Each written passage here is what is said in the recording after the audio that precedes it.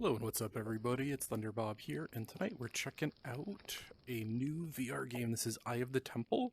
This isn't actually brand new. I've covered this game I think twice before on the channel. There was a demo of this that I played long ago, and then this released on PC VR, man, maybe a year or more ago. And today this is coming out for the Quest. I'm running this directly on the Quest hardware here, and I've played a little bit of already. It's really comparable to the PC version. There's a few small compromises, but I really enjoy this game, and I wanted to just show a few minutes of how it runs on the Quest. You can see those previous videos for how it runs on the PC, and yeah, we'll just jump right in here. And I do have a code for this. I'll post down below if you want to get this for 25% off on the Meta store. I do get a kickback from that, but you know, get a discount if you're looking for it. But we're gonna go ahead and jump in. And yeah, you just gotta like that to start. This is a really cool game. It reminds me a bit. I've actually already started. I'm gonna do a new game just to show you right from the beginning. It reminds me a lot of like Indiana Jones, but it's using like room scale in a really cool way. We started. Okay, yeah, they want you to go through a few like warning messages. Yeah, don't try to jump over, don't lean. Basically, don't kill yourself. And there we go. Bye, birdie. It uses room scale in a really cool way, and yeah, you have to start in very specific spots. And I apologize, I don't have my external cameras on. It's kind of hard to get it synced up with the Quest, so I don't usually have them on with this. But I'm moving in real space by walking around. There is no virtual movement in this game, meaning you don't use the sticks, you don't use teleport. All of the movement is you moving your body and like moving on like platforms like this. And then it moves, and it like you span like this huge virtual space when all you're really doing is making small movements in your play area, and it feels like you're really traveling. It's very cool. And it gets a little bit more advanced than this. It starts out pretty simple. And this may look familiar if you're into like the VR scene. There was a demo that came out like 2016-ish, I want to say, like when the Vive first released, made by the same guy who did this, and it was called, I think it was Crystalline Palace? I might be getting that wrong. It's been a little while since I tried it. I think you go this way. But it was kind of the similar mechanics where you physically moved around the space, and it was like virtual platforming was the best way I could describe it. Some of this you can't really get to just yet. You have to kind of backtrack for a few things. But that demo was very similar mechanically to this. It was more like a sci-fi-ish kind of setting though. But it used the same kind of movement mechanics, and your whip, you'll notice, comes out whenever it's usable. Let's see if I can. I'm not very good at the whip. There we go. Nope, didn't get it. Come on. Okay. And that opens the gates over there. Yeah, the whip only comes out like when there's enemies or there's puzzles that need it. So like if the whip's not out, it's telling you you don't need it. So yeah, just pay attention to that. And I need to get flame on here before I can light that bird, if I remember right. So I'm not even going to go that way, but you would normally come back here. I could get the gems, but I'm kind of trying to mainline this here. And for these, you actually have to walk backwards. Like, I am walking in pace with these things. Oh, I missed it, didn't I? Yep. And that's what happens when you die. It makes you start back in the very specific spot.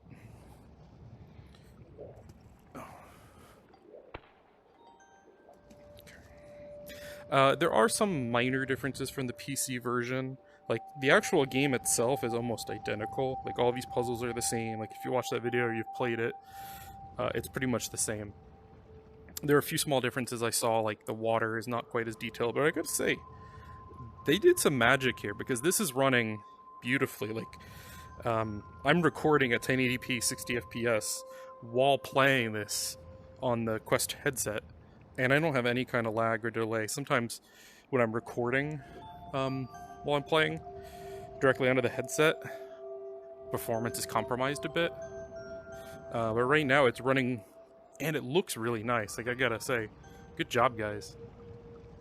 Sometimes these Quest versions, I feel like, get compromised and just aren't, you know, all there. I love, like, how much you move around, like, through very simple mechanics. Like, you know, I started over there and I went that way and through there, and this is a pretty big game. Like, I actually haven't beat it on the PC. I'm probably a couple hours in, 2 hours in, 3 hours in, and I think it's like 4 to 6 hours, depending on how fast you are and how kind of completionist you are.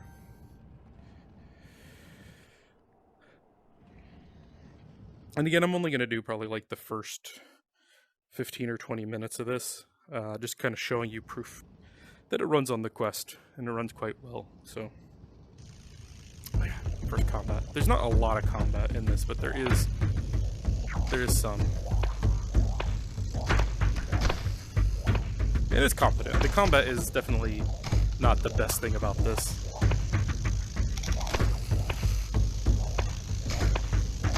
You can also hit him with your light, your torch, if you can reach him. Get out of here! Go! Get! Die, sucker! And then it coils back up.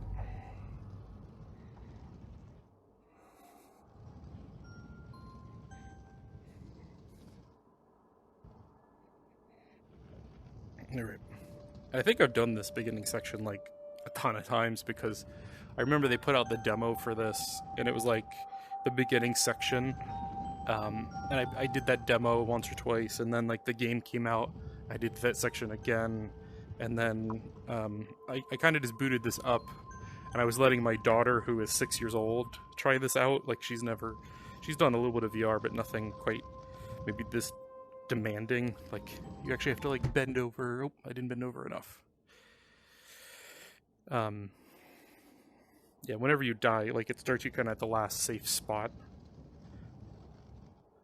And like, I've got a pretty sizable play space. That's the one thing I will say, is this game does require a certain size of a play space. So if you're in a tiny area, you may not be able to play this. Because I'm physically moving around. And it's pretty cool. It maps it out really well where it stays within your boundaries. And like, you could pretty safely just move around.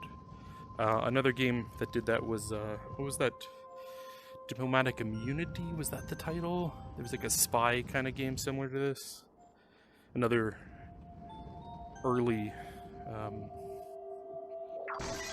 VR game.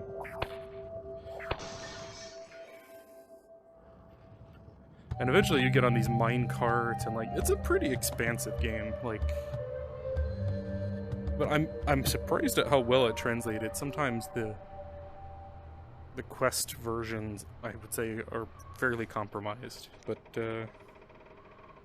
yeah, this is running pretty great.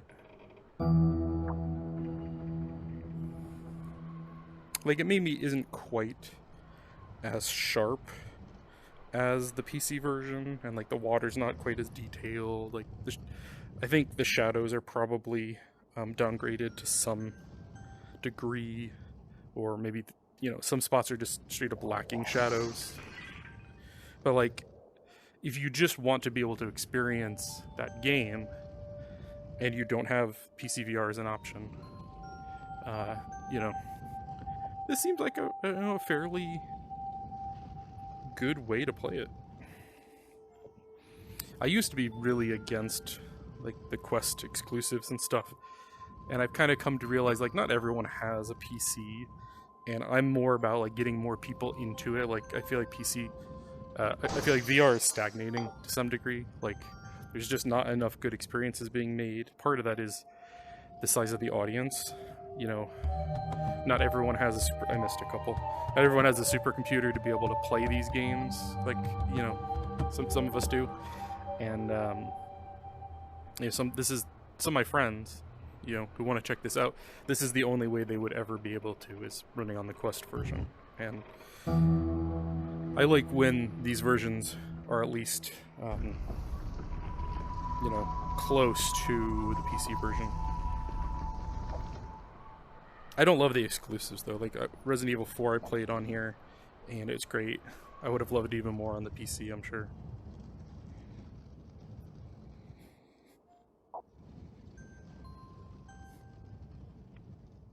Actually, I've got a full playthrough of Resident Evil 4 VR, if you're interested.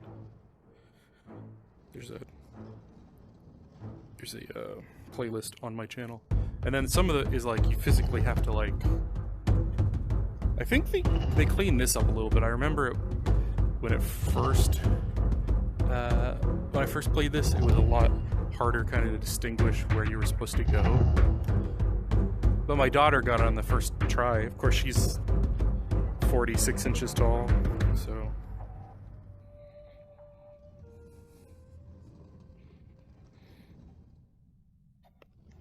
And like, this isn't even scratching the surface. Like this, it is a sizable game. Like, and I'll probably end it here in the next minute or two. There's like one or two cool things I kind of want to get to. And I might do a full playthrough if there's people who are interested in seeing it, but it's kind of hard to do VR full playthroughs, I find, just because it's not how I usually play VR.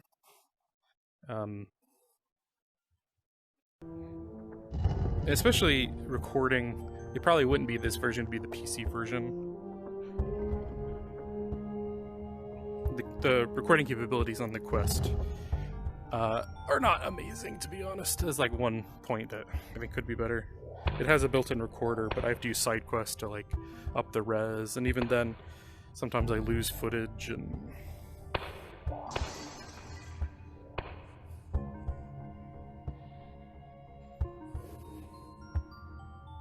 But this is the mostly how it plays. It's a little bit of puzzles, well, a lot of puzzles, a lot of platforming, a little bit of combat.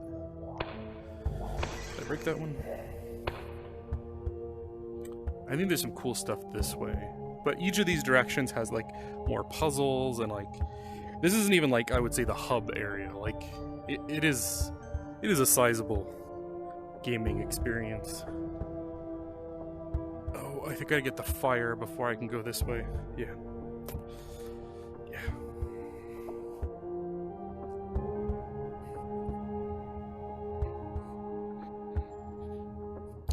And speed, and like, you can't just like jump.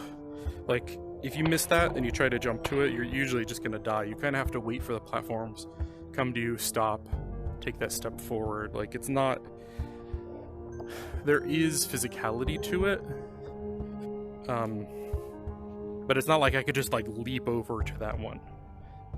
It's made purposefully to be a little bit more forgiving. Where's that one going? Is that gonna crush me? I don't remember going up there. Let's go check it out.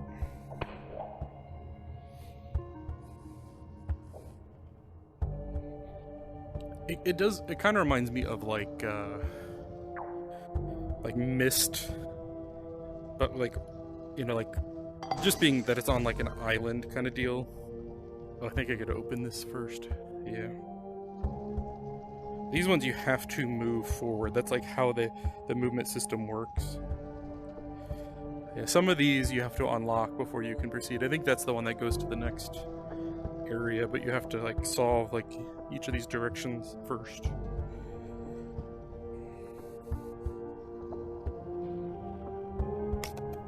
Well, you kind of get the idea here. It's definitely a very clever game.